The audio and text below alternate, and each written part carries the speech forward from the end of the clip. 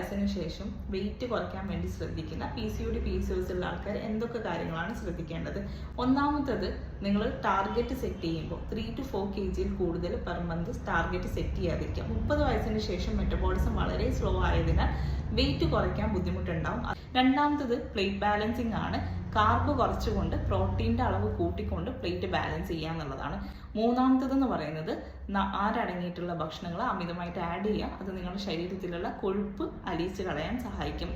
അഞ്ചാമത്തതെന്ന് പറയുന്നത് നിങ്ങളുടെ vitamin D check ചെയ്ത് നോക്കുക. വൈറ്റമിൻ ഡി കുറവാണെങ്കിലും നിങ്ങൾക്ക് ഉറക്കക്കുറവ് പോലുള്ള പ്രശ്നങ്ങൾ വരും. അത് കാരണം നിങ്ങളുടെ ശരീരത്തിലുള്ള സ്ട്രെസ് ഹോർമോൺ കൂടുന്നത് കാരണം മെറ്റബോളിസം സ്ലോ ആവും. അത് കാരണം വെയിറ്റ് ഗെയിൻ ചെയ്യാനുള്ള പോസിബിലിറ്റീസ് ആണ് ഉള്ളത്.